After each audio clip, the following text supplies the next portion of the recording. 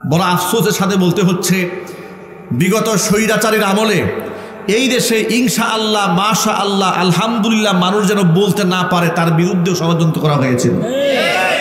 কথা বলেন, ঠিক কিনা বলেন?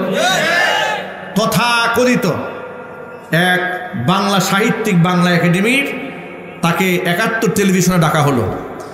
সে সেখানে বসে বসে বলল যে এই যে বর্তমান প্রজন্মের ছেলেরা কথায় কথায় ইনশাআল্লাহ বলে, মাশাআল্লাহ বলে, আলহামদুলিল্লাহ বলে, এটা নাকি বাংলা ভাষার বিকৃতি। মানে ওনারা যে কথায় কথায় ইংরেজি বলে এতে কোনো অসুবিধা নাই, কিন্তু কথায় কথায় ইনশাআল্লাহ, মাশাআল্লাহ, আলহামদুলিল্লাহ বললে বাংলা ভাষার বিকৃতি। এর মানে হচ্ছে স্বৈরাচারীর আমলে বিরাট একটা প্ল্যান ছিল গোটা রাষ্ট্র থেকে ইসলামকে ঝাঁটা পিটাই করে বিদায় করা। কথা বলে না কেন?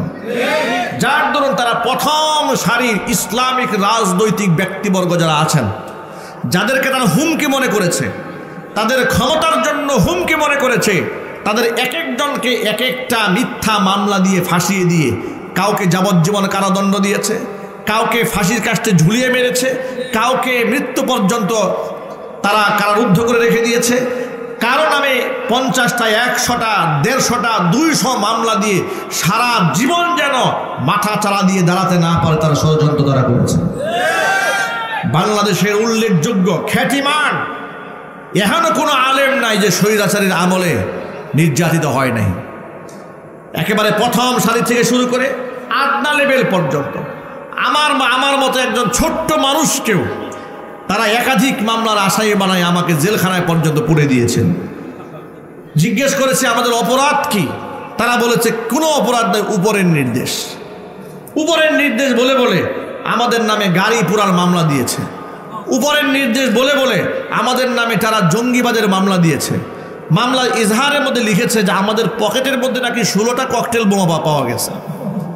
মাহফিল থেকে ধরে নিয়ে গিয়ে এইরকম মামলা আলেমদের নামে যারা সাজাতে পেরেছে, আল্লাহর কসম তারা ফেরাউনের নাতিপুতি ছাড়া আর কেউ নয়।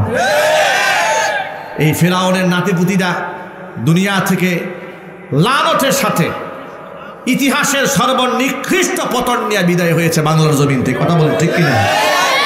আজকে তো বলতে দ্বিধা নাই, আজকে এখানে তাফসীর হচ্ছে, ওয়াজ মাহফিল হচ্ছে।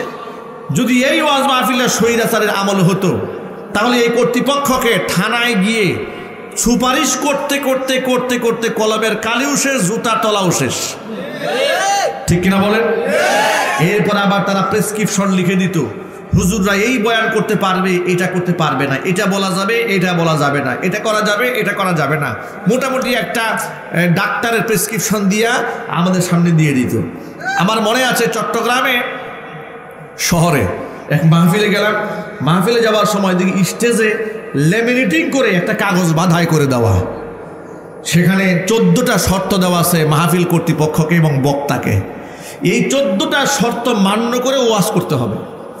কথা বুঝতে পেরেছেন? মানে আমি কি ওয়াজ করব এটা শিখাই দেবে হচ্ছে আবু জেহেলে। কথা বলেন, ঠিক কিনা বলেন? যেগুলো আলেমদের বয়ানকে নিষিদ্ধ করতো ওগুলো নামাজ পড়ে? এটা আওয়াজ দিয়ে বলেন না। ওরা নামাজ পড়ে, রোজা রাখে, হজ করে, যাকাত দেয়। এরা কি দান দক্ষিণা করে? এরা কি ইসলাম চায়? ইসলামের প্রচার করে, প্রসার করে, আলেমদের শ্রদ্ধা করে, সম্মান করে? না, আলেমদের সম্মান করে না। বাংলাদেশে এমন বহু আবু জেহেলের নাতিপুতিরা ছিল, আলেমদের নামের নিচে নাম দেওয়ার কারণে পোস্টার টেনে ছিঁড়ে ফেলে দিয়েছে। বেনামাজি নেতা, বদমাশ নেতা, লম্পট নেতার নাম আলেমের নামের উপরে কেন দেওয়া হবে? আমার এই বক্তব্য রেকর্ড হচ্ছে।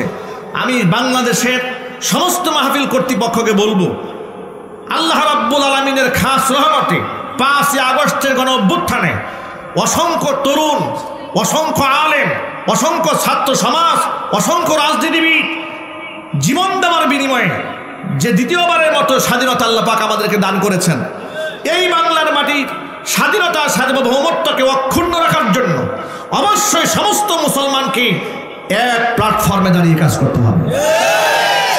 ইনশাআল্লাহ একমাত্র রাষ্ট্রের স্বার্থে, দিনের স্বার্থে, কোরআনের স্বার্থে আলেমদেরকে ঐক্যবদ্ধ হতেই হবে।